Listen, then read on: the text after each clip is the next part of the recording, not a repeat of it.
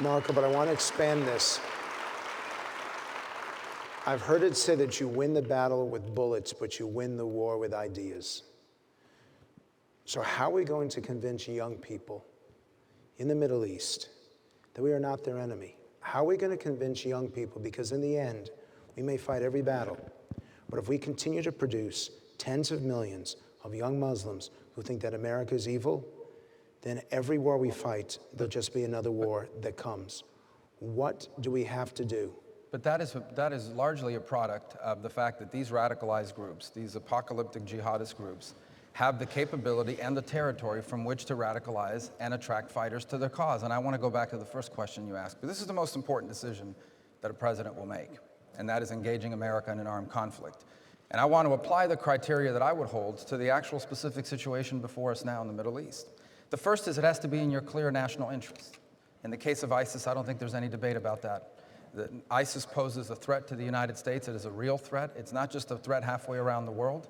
They actively seek to attack us here at home, both by radicalizing homegrown violent extremists, meaning people that never leave the United States. They just became radicalized online and joined their cause, but also by seeking to enter people into this country to carry out these attacks. They pose a threat to the US. To Canada, they already pose a real threat, as we were reminded last week in Europe. So it must be in our clear national interest. And clearly the conflict with ISIS, the war on ISIS, fits that criteria.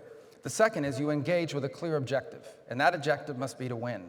We must define what victory is, and we must give our military the resources to win. That is not happening now. You think Obama doesn't want to win? I want to be clear. You think Barack Obama doesn't want to win? He hasn't even defined what victory means. And the consequence of it is you see it now in the airstrikes that we're conducting. They have not targeted the right places with the right frequency. There has been evidence of, in fact, in many instances, warning before they even strike. They have been issuing warnings on the ground that we're about to strike. Because the president is doing this or because the Pentagon is doing this? Well, it's under the president's orders. He's the commander-in-chief. I mean, none of these issues happen on their own. These are decisions that the president makes under his directive.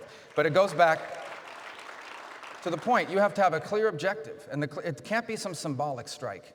It has to be, we are here, here's what victory looks like, and we are going to provide you the resources you need to win. In the case of this specific challenge that we now face, the only way to defeat ISIS, ultimately, must involve a ground force made up primarily of Sunni Arab fighters that reject them ideologically and defeat them militarily. That must be the bulk of the ground force. We will need to provide increased air support, increased special operators, logistical support, intelligence support. But if they, as Rick just said, if they are not defeated by Sunnis themselves, it will lead to a second, either a sectarian conflict or another successor group to ISIS. The third is you must bring your people along with you.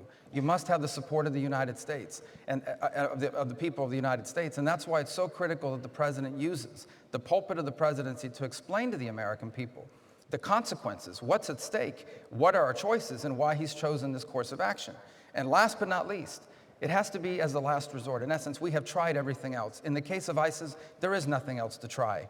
This is a radical jihadist group that do not have a diplomatic corps. Why does the president not do this? Well, he's a bad president. I mean,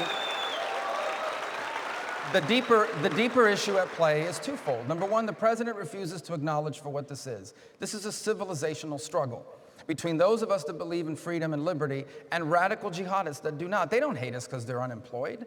They don't hate us because they're disgruntled. They hate us because in America, women drive cars. They hate us because my daughters go to school, because little girls in America go to schools. They hate us, and either they win or we win. There is no middle ground with them. And so these are the things that need to be put in place. And the second problem this president has, he ran on the promise of disentangling us from all of these conflicts in the Middle East. Well, guess what? We're entangled. We can ignore these radical jihadists, but they will not ignore us. We either defeat them now, or they will grow harder to defeat, they will grow larger, they will grow more powerful, and they will pose a threat even larger than the one they pose today.